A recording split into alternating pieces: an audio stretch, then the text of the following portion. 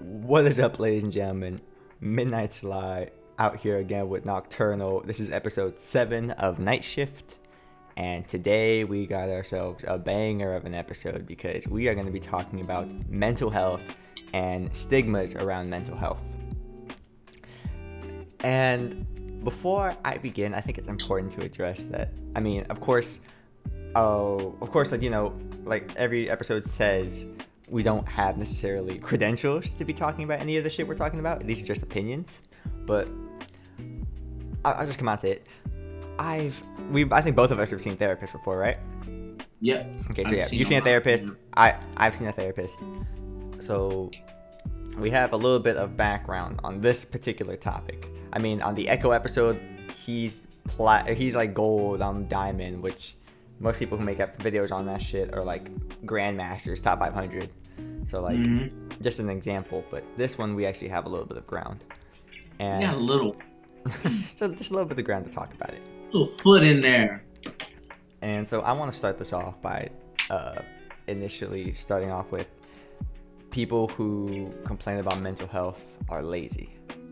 That is a big one. Like people who want to, I think the general stigma around it is people use mental health as an excuse, whether it's to not do something or it's to explain their behaviors or things like that, things of that nature.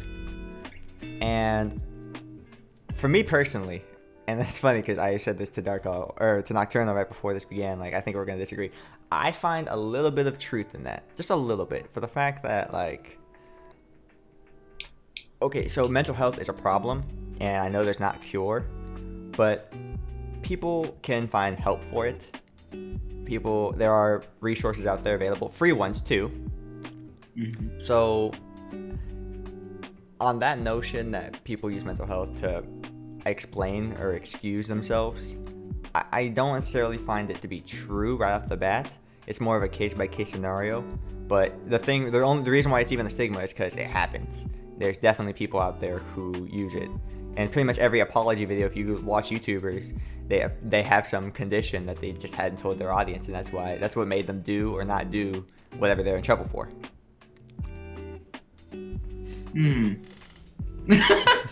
I told like I'm conservative about this, so we'll see. This is my thing. I don't totally disagree, but I think ours, at least I'll take, for example, my personal mental health, because I'm a clean bill of records and I really don't care. I wouldn't say that mental health made me lazy. I think I was already a lazy person, but I didn't, at least me personally, I didn't use my mental health not to do things. I just physically did not want to do things. And I think for some people, at least depending on what it is, like depression, or because mental health can be a stem link of anything. People say that being trans is a mental health, that is a mental disorder. That is what it's that is what it's under. So technically I have multiple mental disorders. So I think at least when it comes to being lazy, I think there are people who take advantage of anything. There are people who take advantage of food stamps, but the most despicable people are the ones that take mental health and they'll take even the slightest, like for example, like OCD, or like some of the people will take the slightest, like, oh, I don't like when things are dirty. That does not mean you're OCD. There's a oh my god fine line difference between being OCD and just not liking anything dirty. Like, I don't mind a little mess. I don't like it like fucked up, but like a little mess, I don't mind. Someone with OCD freaks out over mess, disorganization. Yeah. Like, did you see that picture of, if you can find it, put it on the screen, of the guy who organized all the candy in the Walmart little bin? You know, they like pour them all in. All of it. I'll look for it and I'll put it up right here. I'll look for it. I'm talking about every single piece of candy, like in order by what type of candy it was, the color, all lined up. I said, that is OCD. Like, that is plain OCD. Like, you could tell someone like had to, like, he literally could not leave until he finished. That's OCD. People be like, oh, I got OCD. That's a mess. I'm like, if you had OCD, you wouldn't be saying anything. You'd just be working. you just be working. I think they're like people like that are definitely in the world, but I don't think most people are like that. So on that note, I would have to disagree. I think, especially with stuff like depression makes you not want to do anything. You don't want to do shit. You want to stay in bed. You don't want to talk to nobody. It doesn't matter how many friends you got, how many support systems you got, how many people that are actually rooting for you. You feel like you're by yourself. You want to be alone, even though you don't, which is dumb, but it's the best way to explain it. Yeah. You want people around, but you don't. You want to stay at home and be by yourself, and you want to be sad. And I hate that. I think, like, being lazy is, again, like you said, in cases, it depends on the case. But in most cases, most people are actually really just can't do anything or can't function. I don't know. I just think it like you said, it depends on cases. I haven't met anyone who's ever been depressed or had anxiety or anything like that have used it as their like crutch. Like, oh, I can't do that for everything. That's a crutch. That's not, you're fucking yourself in that point. You know what I mean? You're excusing your behaviors and you're trying to make yourself look like you need help more than you actually do. You know what I mean?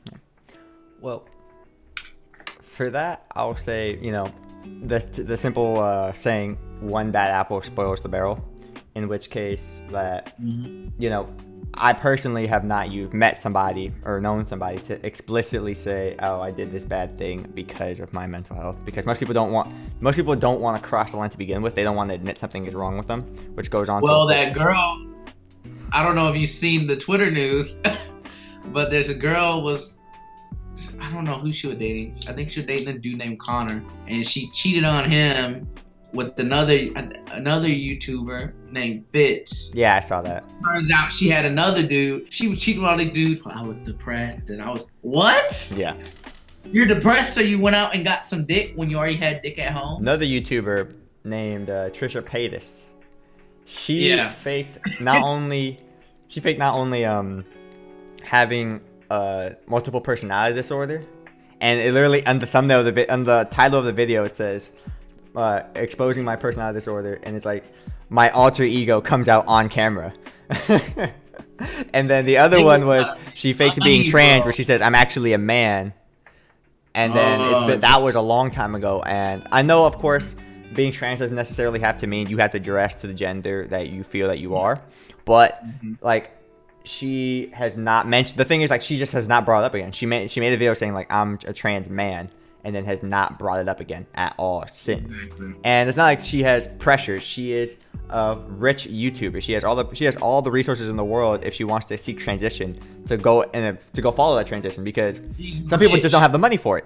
That's fair. But she has not brought it up. She has not in any way, shape, or form that anybody, at least in the public eye, have seen gone for it. She just clearly she just wanted to use it for clickbait, and it's just people like that, people who are in the public eye, you exposing it and using it in that way, weaponizing it as an excuse, using it as a shield for themselves, more like, and it's just those people that ruin it for everybody else, and that's why it creates this stigma, and that's why it creates this, because obviously liars exist. Point being, liars exist. It's I think exaggerating something, because I think you can have depression and then not use it as an excuse. But if you were to use an excuse, you're mostly exaggerating it, because you have depression, but you're saying it's a lot worse, which is why you did something. Whereas straight up lying about it, meaning you don't have it at all, but you're saying that you do in order to get out of something, that just makes it 10 times worse, 20 times worse. Stupid. And I think, and like I said, I feel like it's people more trying to get out of things that really do that type of stuff. People who kill and say, oh, well, I was going crazy and I had mental, and a lot of people get out of going to jail, end up in mental institutions because they claim to have, I had a mental disorder and all that stuff. I'm like, and there's like you said, there's no cure. There's no way to really test for it. It's really up to the person who's testing, right? So at the end of the day, if they say, oh, well, they were kind of acting crazy, they can get by just by saying some dumb shit like that. Anybody can act crazy. Yeah. I can just say dumb shit and get out of, you know what I mean? Yeah. But it's you're leaving it up to someone, yeah, who definitely has studied for what they get to. So I'm not belittling their like education, but it's up to one person. Every person is different. So, and not everybody's going to the same person. You know what I mean? So, depending on the state, and again, like we talked about a lot of past podcasts, like religion, stuff like that, it takes one thing to change a decision, right? Yeah. Y'all could go to the same biker club, and that'll get you cleared from killing some dude down the road just because you have some certification, some license, some, you know what I mean? Yeah. It's little things. Any little thing can change the situation. So I feel like for those people who are absolute ass cracks and use mental health as a joke, because it's using it as a joke, dude. It's like, It is. for those people who actually need the help, who actually need, because there's people who have it far worse than even what I had in high school, like far worse than what I had in high school. And it took me actually seeing it and being around it to be like, I'm actually pretty fucking lucky for what I had. You know what I mean? Mm-hmm.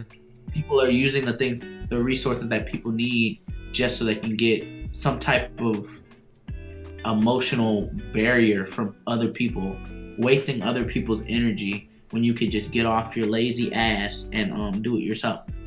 You're using the resources that other people could use, that other people actually need. That's the shit that like makes me sick about like just having people that lazy in the world. They gotta lie about anything and everything to get a one up on somebody when people actually need these resources. And that's another thing, talking about specifically the resources that are available. There are resources, and of course, we are getting a lot better, and mental health is becoming more and more of a mainstream issue rather than some side issue. And this should be, because probably as many people as there are suffering from physical injuries, there are suffering from mental injuries. It's just that you cannot see it. But clearly, time and time after again, between shootings, between violent crimes, between just normal crimes, mental health has affected all of this. So if we pour the same amount of money we've had into our prison system, if we pour that into mental health, the world would be a lot better place. But speaking on that though, the resources that are available, they are available. So somebody who has depression, somebody who feels the need, who has mental health afflictions, there is help available. I'm not saying it's necessarily it's not gonna cure you. It's it's probably not gonna. It's not a long-term solution, honestly. But in the short term, it is there, which is why people who let their afflictions go on for a long, long time, it's not necessarily their fault, but for me personally, feel like you didn't do everything you possibly could have done. People who just, also people who push people away, and I know that's part of the mental health disorder. I've had depression. But for me personally, I'm just throw this out there. My first counselor was a counselor that was free from my college. I realized that at some point, okay, I can't just man up and deal with everything. So at some point, I need to talk to a professional. And I was like, okay, well, my family's fucking dirt poor. I'm not affording no licensed therapist. So I just went ahead and found one at my college, and I worked my way up from there. So point being is that, what do you think about people who say, I've got no other option, or like people, especially people like you brought up earlier, who only bring up the fact that they need help after the fact, after they did something? What do you think about the people who say there is no help available and I had no choice but to do something drastic? There's definitely help available. I think most people don't want help, and I say this being in the fact that a lot of people just want to wallow, and I think that's the issue. They feel like, oh, I don't know where to go from here, and there's options, and there's definitely, especially through schools, any type of school, there's always options. It just depends on how you want to go from it. At least for me, I was fucked up. I don't really know what was going on through my head at some point in high school, but I just didn't care. I stopped caring about a lot of things to the point where I almost died and then lived and then like sulked for the rest of the year. Like sulked, like didn't do shit for the rest of the year and didn't care about grade school. And at that time, I was still running those 2 honors classes, so I was just flunking out of those. Like it was crazy. For me, I think that help sometimes have to be, but again, and I say it like this: some people don't have families who give a shit, right? So like for you, you knew your family didn't have money, so you had to tell yourself to go do something. But that's just in your personality. You're a very solo motivated person. You can do a lot of things on your own and it doesn't bother you. A lot of people need camaraderie, and that's what they want.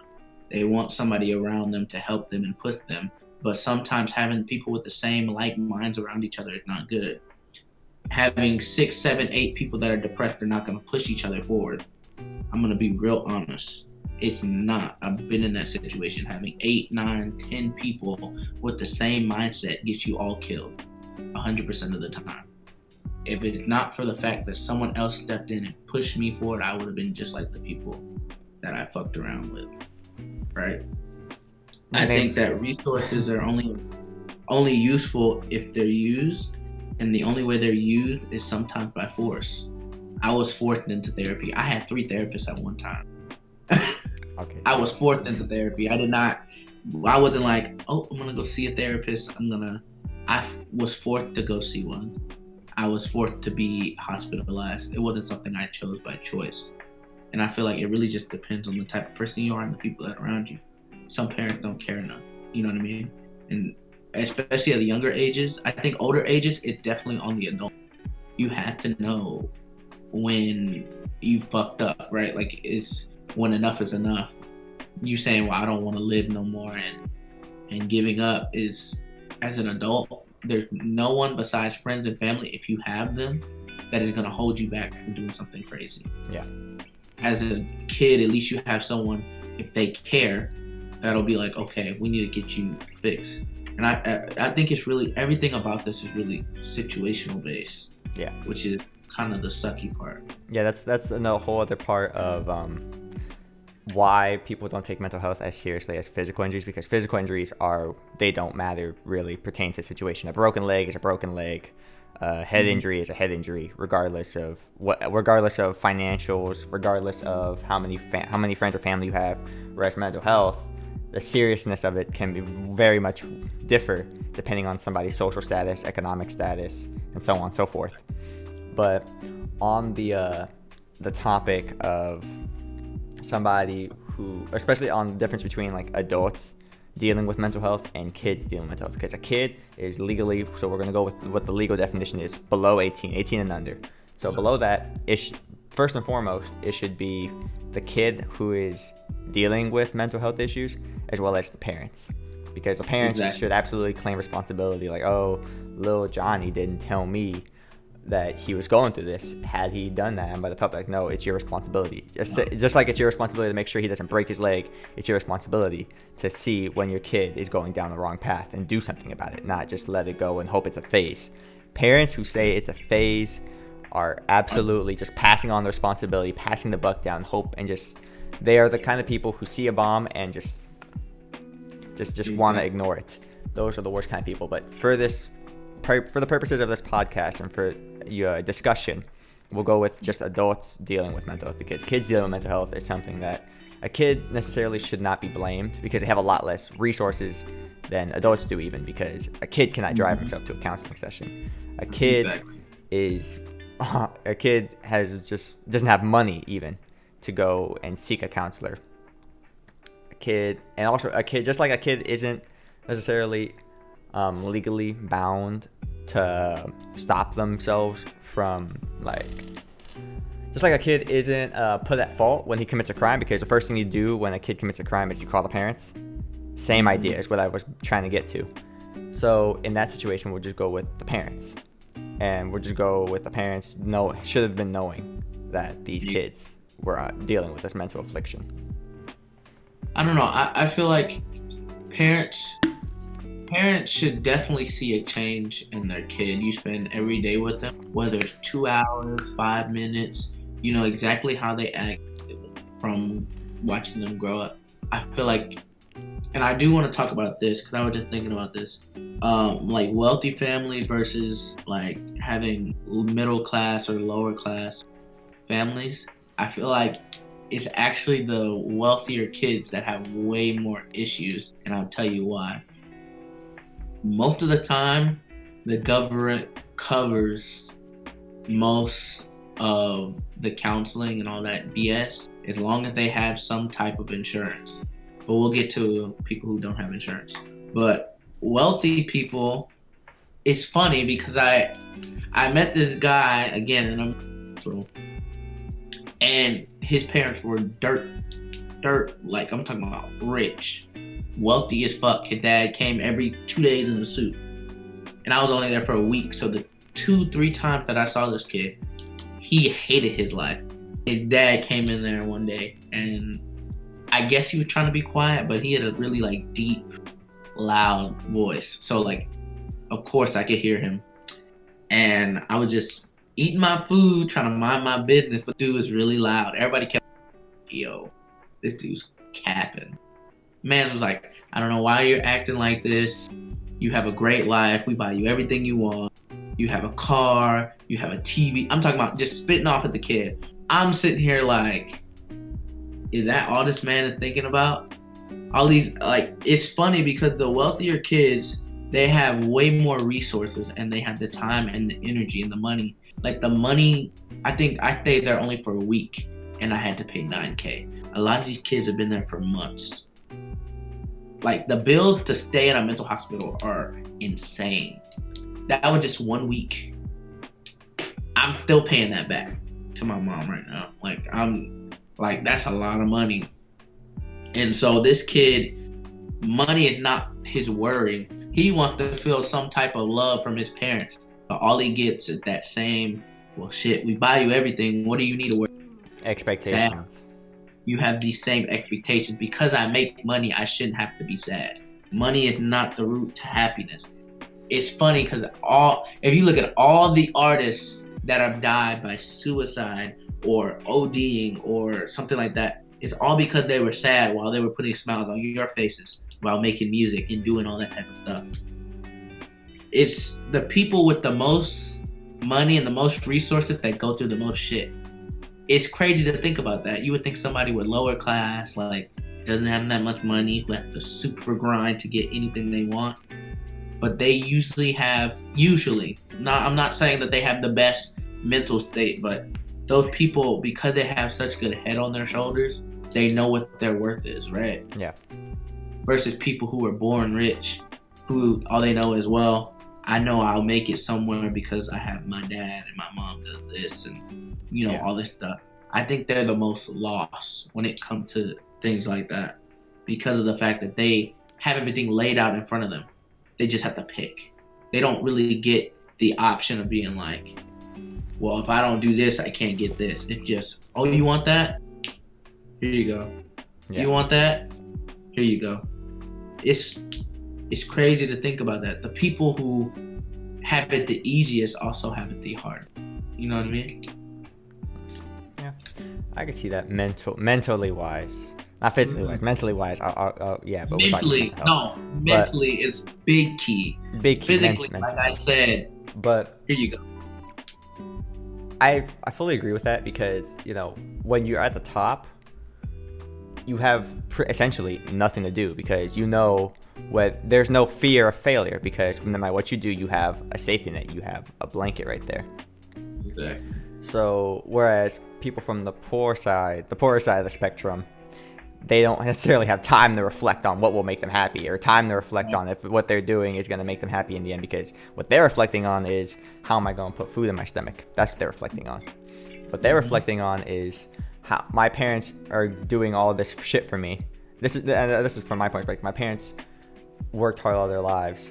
It would be straight dirty, and make myself look like a biggest asshole if I don't give them some kind of return. If not necessarily money, but like show them, okay, this is worth it. And that's personally one of the biggest reasons why I continue to go to school. Because plenty of times I'm like, why am I making $800,000 a month? Because I'm splitting my time between school and work. When I can easily drop school, go $2K, $3K a month. But at the same time, I had to remember it's not necessarily all about what I can make in the short term. It's long-term thinking.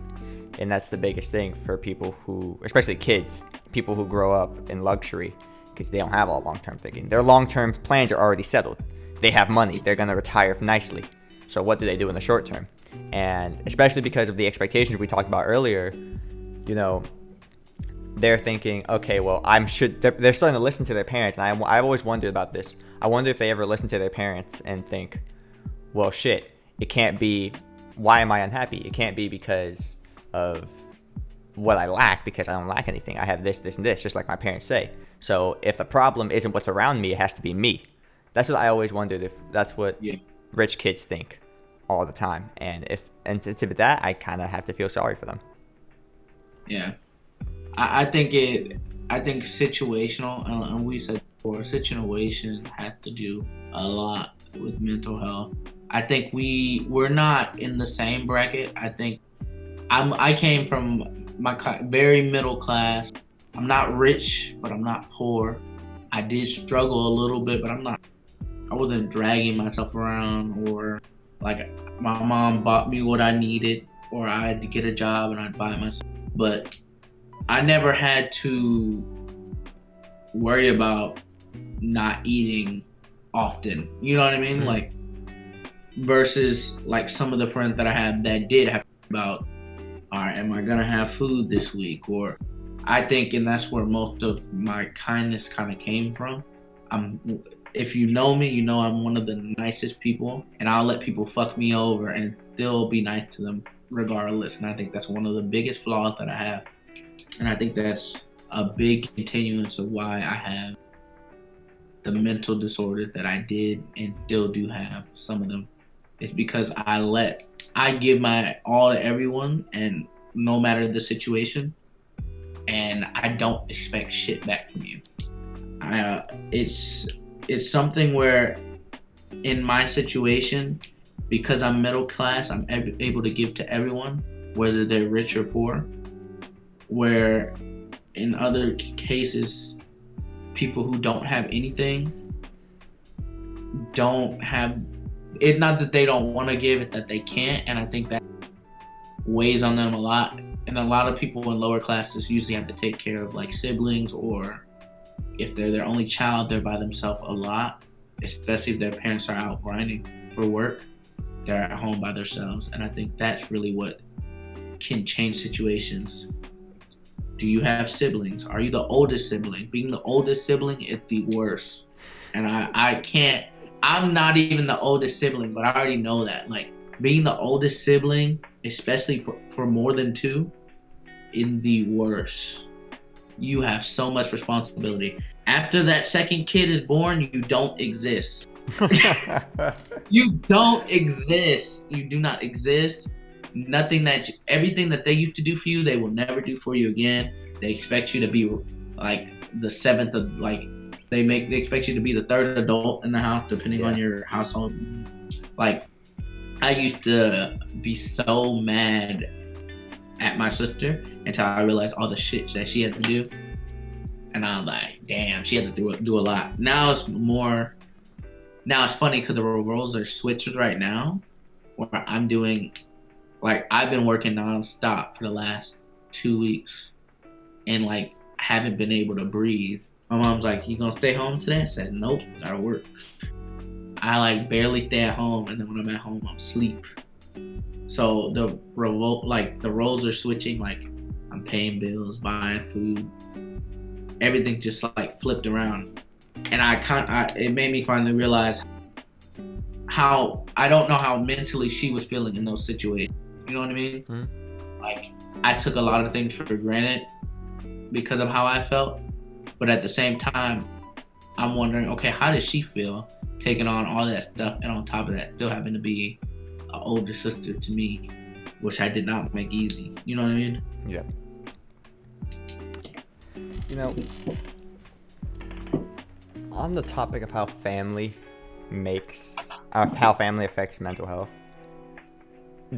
I think that's a very hit or miss situation depending on the kind of family you have. Mm-hmm. My immediate family, like my brothers, my mom, and my dad, they try to be understanding, but I clearly can tell they don't really know how to help And for that, it is going back to a little bit to the personality. Like that's fine. I actually prefer it heavily if they don't bring it up to me and like don't try to help. If they would do what they think is helping, which I appreciate the gesture, but it's not helpful. The immediate outside of my family, because my competitive nature is not limited to me. My dad is also extremely competitive, and not just competitive because I'm competitive in the way of like I want to flex on you, but the only way I can really flex is like through gaming stats and shit. My dad is very competitive in the sense that he wants that social status and economic status. He wants to outflex his family. He wants to look at it because my entire family is all first generation. There's nobody who has been here in this country beyond like 1995. Like that's like the first time my family touched down, and now like pretty much there's more of my family here than in Mexico. So basically, it's a giant race between my dad, his sister, their uncle, which would be my great uncle, and the grandmother, and all just trying to show like, all right, look, we all touched down at the same time. Let's see who can get the biggest house, the biggest family, the most cars, and like that's how they do it. And so when you're thinking about family in that sense, you view each other more as competitors. And of course, because my dad wants to show that he's trying to like show his family is the greatest and most successful. For his oldest to have mental afflictions, that's a big no. Exactly. It can't be done. So when they did eventually find out that I had sought help, and this was like almost 2 years after. This is like 2018, like way after I finally did. But when they did finally figure it out, I still hear it to this day. Like this past Thanksgiving was the last time they all got together. And I'm not a fluent Spanish speaker, but I speak well enough. But they think that if they speak super fast, I won't be able to understand them. So I'm out there shooting hoops in the backyard, and I hear them in the kitchen. And I hear them basically roughly translated to, he's so happy now, I wouldn't expect that from him. I'm like, it's not how it works. Fuckers, let it go. It's none of your fucking business. It's really not. And it's funny because I'm not the only one in my family who's dealt with that. I have another cousin, no names, but she went through anorexia because, and this is a little bit, my own family, a member of my own family kept calling her fat. Yeah. At the time, it was funny. Clearly, when she dropped 60 pounds and became skinnier than me, and she's taller than me, and became skinnier than me, it wasn't so funny. So, that's like a little bit on the negative side of how family can help. On the positive side, of course, if everybody's supportive, genuinely helpful, and not just like helpful and it's like, oh, let me give you a hug and let's talk it out, but legitimately like, all right, here's financial help to get you the help that you need between, because there's drugs to this, and that's a whole other side, like the drugs that go into mental health. Started on drugs, dude. But beyond that, like that's families are, point being, as situational as mental health is, family being a help or a curse is also situational. But I think the worst would be is if they tried to ignore it, because I would rather have my family I'd rather have my family just make jokes about it than try to tell me it doesn't exist. You're not really feeling this. You're just sad. I would rather them make jokes, but at least they recognize it's a legitimate issue than them telling me, man up. I don't want to hear that shit. And Kevin knows me. I'm very prideful. I am very solo. But the phrase "man up," even I don't agree with that. That is some straight doo-doo. That is some straight dog shit. Balls are weak anyway, so let's get started. Balls are weak, dude, but we're not gonna go into that. But I do agree. I think at least for me, the journey with my mom has been the biggest for multiple reasons. One, I like being trans is a mental health. So like having her she had to switch the name that she gave me, right? That is huge for any mother. So for her having to switch that up and respect the choice that I made, because it was my choice. It's not like I was like, okay, here's a bowl of names. It's something I chose for myself. Like I couldn't be mad at her when she fucked it up. You feel me? Mm-hmm. Like you got to think, for the last 18 years at the time, she was calling me one thing, and now I'm like, okay, you can't say that no more. You feel me? Like, yeah. As a parent, but I also felt like at some point she acted like you were saying, like she just didn't want it to exist. And then I found out later, this is crazy, but I went to visit my dad for his birthday, I think 2018, 2019. And no, 2019, and he was telling me how my mom had called him and told him to get. This is like way before when I first told her him to get him to change my mind, right? I was like, bro, this is like years. He told me, but this is years later. He told me. So of course now she has a different mindset. But it's still definitely hurt me emotionally because I was like, this really bothered her to the point where she was trying to get my dad involved, and my dad does not give two shits about anything. You feel me? Like, but it was funny because he told me, and this is the type of parent that I feel like everyone should have. He's like, I'm not gonna live my life for you, right? I'm over here, you're over there. Even if you were here with me, like me being happy is not gonna make you happy, and that's what I think a lot of parents should understand. Yeah. Even if you don't agree or you don't get it, you trying to make your kids live for you will not make them happy. If anything, it makes them worse. And parents, like kids, I said it before, kids in general, anyone in your family, all they want you to do is understand. They don't want you to try to be like, oh, well, I'm going to be here all the time. Don't worry, you don't have to get rid of me. They don't need all that. Like, sometimes all they need you to be like, okay, I understand I'm going to try to empathize with what you're dealing with. Well, sympathize because they don't feel the same thing. Yeah. Sympathize with what you're feeling, and I'm going to try to get a better understanding and go from there. Like, my mom ended up, I remember one day walking in and watching like trans documentaries and shit online and like TV and stuff. That's all I ask, understanding. After that, if it takes you a while, it takes you a while. But you trying to force some lifestyle that I don't want to live, or anyone in general doesn't want to live, is not helping someone that way. Yeah. It's hindering them more and making them more wound up in themselves. Because I feel like that's what mental health is. It's like a snake version of yourself wrapping around you and just choking you. And the only way to get out of it is to stop choking yourself. It's like simple, but it's not. You know what I mean? Yeah. And last thing I want to touch on before this podcast ends, because my laptop's about to die, is people who want to cast aside mental health and they don't want to support funding it much more thoroughly than we've been funding it, on the simple notion that, well, who cares about depression? You can work your way out of depression. You can work your way out of anxiety. You can work your way out of even like having bipolarism and shit like that. But one, you cannot just work your way out of it. You can't just go for a run outside. You can't. That's not what it is. Don't be sad. No. Okay. Real quick anecdote.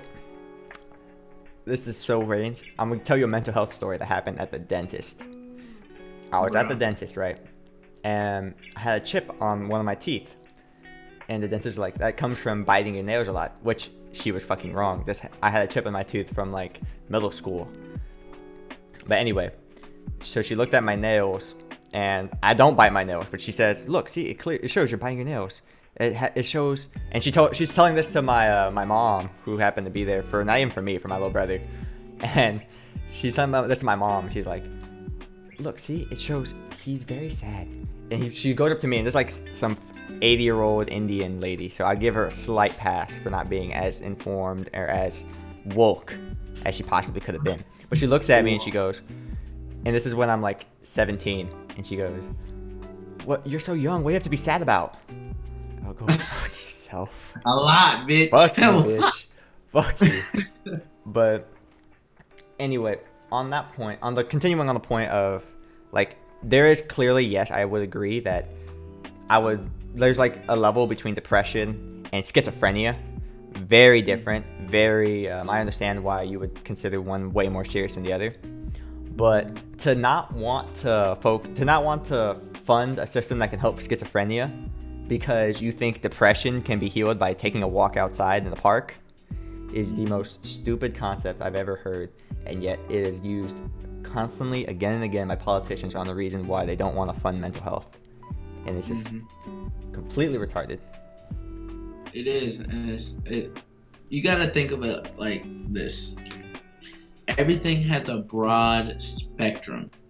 but there's always main factors. So when you think of mental health, everybody straight goes for depression, anxiety, PTSD. Those are the ones that they go for, the big flashy ones that everybody knows about. Um, but and they're like, well, we don't need to fund those. They can get over that by walking, or these are all distractions. These are everything that you're pointing out right now are distractions. None of those will help me. Most people who are going through depression, anxiety, PTSD, they need someone to talk to and distractions. There's two things they need, not just one, which means that you need, and some people on the rare or the very hard cases, I would say rare, but on the hard cases, they need pills, they need medicine. One They second. need a Prozac or a sleeping medicine. But like I said, cutting funding because of 2 to 3 names versus the broad, full umbrella terms of mental illness is absurd.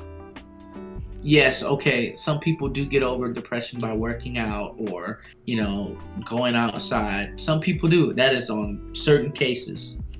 We can agree. Some people do get over it just that easier. Like just that easy by doing little things to just distract them until they're not thinking about it anymore or till they're like, dang, I have a lot more to live for or, whatever. But some people, they're not going to walk outside and change their perspective. Some people hate where they live, so why would they go outside? They hate their city, they hate their neighbors, they hate everyone in their vicinity. They don't even like their family. So why would going outside is not going to change anything for them? You know what I mean? Yeah. It's like taking something small and saying, well, if you give it more space, it'll be bigger. No, it hasn't changed. It's just in a bigger set. It's something that I think politicians are so focused on making money that they don't give a fuck about anything. Well, we could take money from here and put it over here. So they take money from mental health and education and everything that they want it to go to. Oh, we want you to go to college, but we're going to take money out of education. What? You want us to be happy, but then you're going to take money out of mental health. Priorities, man. I mean, it makes sense though, right? And then we're gonna, where we're gonna put it? We're gonna put it into the military. Yeah, servicemen get full paid scholarships and shit, but I can't. Ain't that a bitch? Anyway, To be politicians making stupid choices. That's going to be in the next episode 8 of Night Shift, where we're talking about the 2020 elections. What a hoot! Hopefully you guys enjoyed this one. See you at the next one. I'm Midnight Sly. That's Nocturnal. Deuces.